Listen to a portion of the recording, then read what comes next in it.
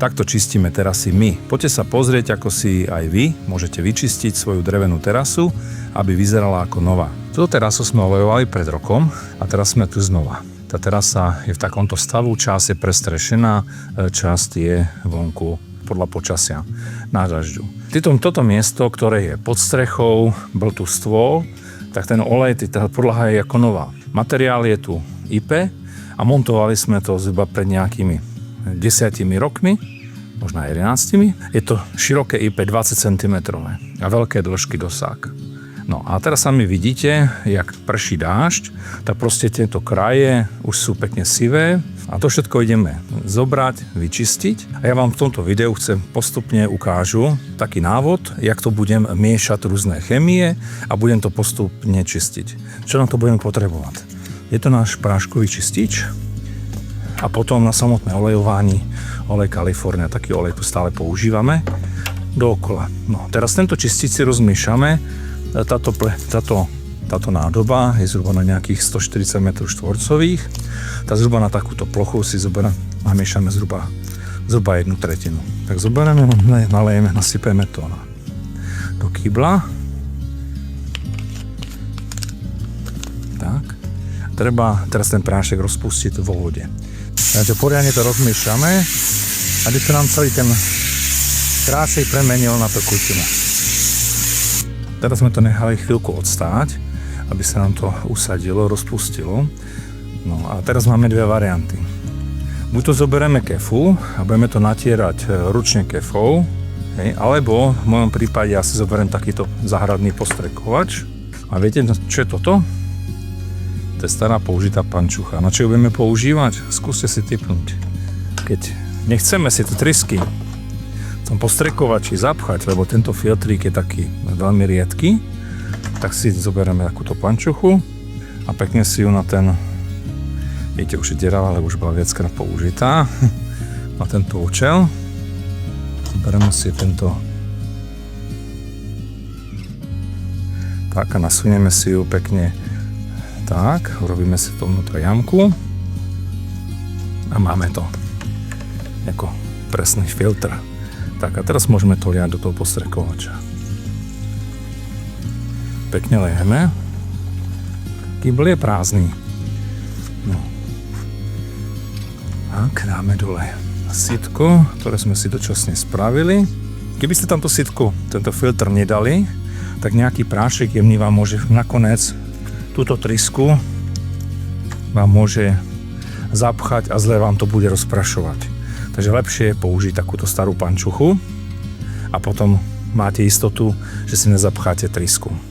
No teraz to zavrieme a idem vám ukázať a ideme postupne postrekovať. Pred samotným nástrekom čističa je dôležité, aby celá terasa bola suchá, aby vám to lepšie reagoval. V momente, ak bude mokrá, tak sa vám to nariedi a nebude to mať takú funkčnosť. Takže ja teraz idem a pekne budem striekať. Vidíte? Rovnomerne nastriekáme na celú plochu všade. Aj v tých miestach, kde je ešte ten olej starý, vôbec tomu to nevadí, ničomu to neuškodí. A rovnako ten postriek je voči okoliu aj prírode šetrný, takže vôbec nevadí, že nastriekam aj na rastliny, prípadne na trávu. Nič s tým nezničíme. Tak, idem teraz celú terasu takto postupne postriekať. Nešetrite, treba, aby to bolo rovnomerne celé mokré. Vidíte? No a tu už to začína pekne, jak som to nastriekal, začína to peniť. Tak rovnomerne striekame. Čím je to sivšie, týmto rýchlejšie hneď reaguje na ten postrek. Rovnako sa to nanášať aj štietkou, kefou, ale toto je taký, ja si myslím, že najrýchlejší, najrovnomernejší spôsob. Hejte, keď sme to rovnomerne všetko nastriekali, ten čistič pekne reaguje s tú sivú farbu, pekne pení. A teraz, keď ešte máme ten čistič a sú miesta, ktoré nám začínajú už vysychať, lebo dneska je pomerne teplo, tak to zopakujeme, môžeme to aj v kľude aj druhýkrát nastriekať, nič sa tomu nestane, skôr naopak bude to lepšie čistiť. Tak a teraz, keď sme to nastriekali, ten čistič, a to necháme zhruba 20-30 minút pôsobiť. Keď sa nám bude zdať, že niektoré miesta rýchlo vysychajú, tak zoberieme hadicu a len takou mlhou pokropíme, nechceme to ešte umývať, aby tá terasa sa držala mokrá. Tedy sa to uvoľňuje, čistí, keď to drevo je stále povrchovo takto mokré. Takže 20-30 minút udržujeme ho v mokrom stave. A keď sme to rovnomerne nastriekali tým čističom, máme čas na to, aby sme si dali kávičku. A teraz počkáme 20-30 minút a necháme čistič pôsobiť. A keď vidíte, že vám to usychá, jak som vám predtým vravel, tak treba to takúto muhou zvlhčiť a udržať tú terasu. Neumývam, len zvlhčujem, aby bola stále vlhká. Nech ten čistič môže tých 20, skôr 30 minút nech môže pôsobiť. A po tých 30 minútach máte na výber teraz v podstate 3 varianty. Buď toto celé vyčistíte vapkou, alebo na to máte takýto stroj, kde tu je takýto veľký valec štetinový, ktorý to pekne vyčistí, alebo ručne s kefou, s takým kartáčom, takú klasickú šurovačku a tiež to môžete vyšúchať. Je to na vás, čo použijete. My máme takýto stroj, tak my to pekne budeme čistiť s takýmto strojom.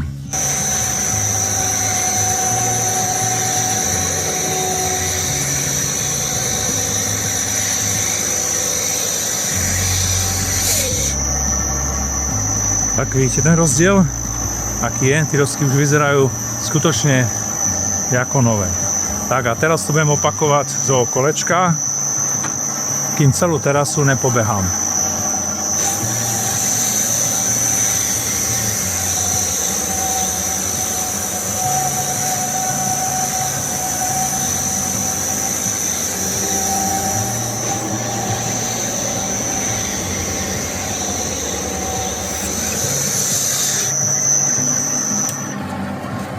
Tak a zvyšok, tieto kraje, aj tam tie kraje musíme tiež my dokončiť pekne vapkou, ale môžete už teraz vidieť, aký je tu rozdiel.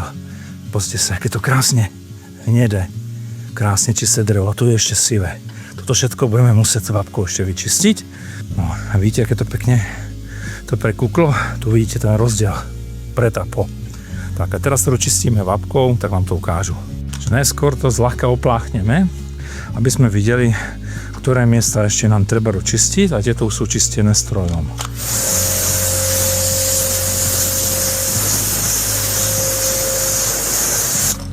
Dôležité je tá tryska, aby nebola príliš blízko, aby vám nezničila drevo.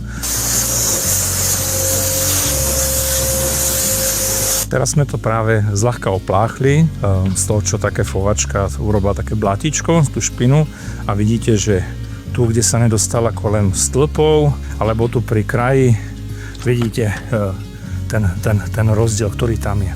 A ten ideme vyčistiť vapkou. Ale dajte si pozor, musíte mať takýto paprse, čo ide do Včka, a nie ten rotačný.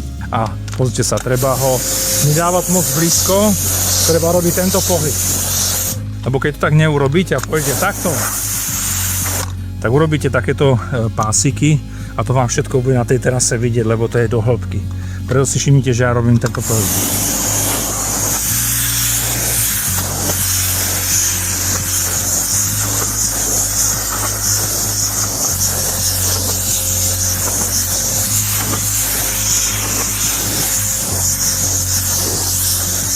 Tak a vidíte, ten pásik tu stále vidno, ten pôvodný, čo som urobil, takže lepšie radšej kývadlo a šetrnejšie a opatrnejšie.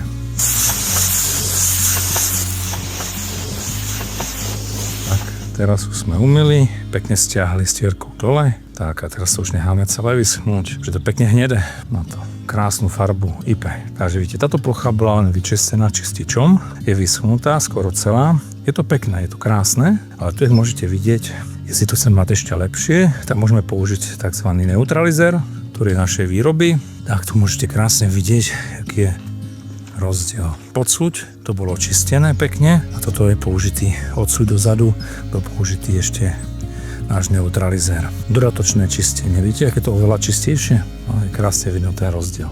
Potom skutočne to drevo vyzerá tak, ako keby sme ho včera položili. Teraz to idem kompletne celé dostriekať ešte tým neutralizérom. Celý tento neutralizér, keď teraz nastriekam, keď uschne, nechám ho pôsobiť, uschne, tak ho kompletne vapkou poumývam preč. A keď to poumývam do čista, tak to necháme vyschnúť a potom už nás bude čakať len olejovanie. Tak a je to finálne opláchnuté po neutralizéri, stiahnuté gumenou stierkou a teraz to môže pekne schnúť. Tak keď to vyschne, to prídeme natrieť olejom. Jak sa nám to podarilo pekne vyčistiť. Starý olej sa nám podarilo to dať preč, už nejaké zvyšky ostali.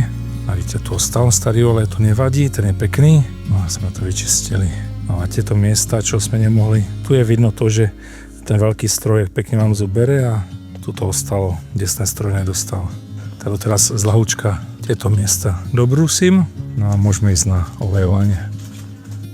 Pekne už len natierame. A je tu finále. Teraz sa ukáže, ak sme to pekne vyčistili.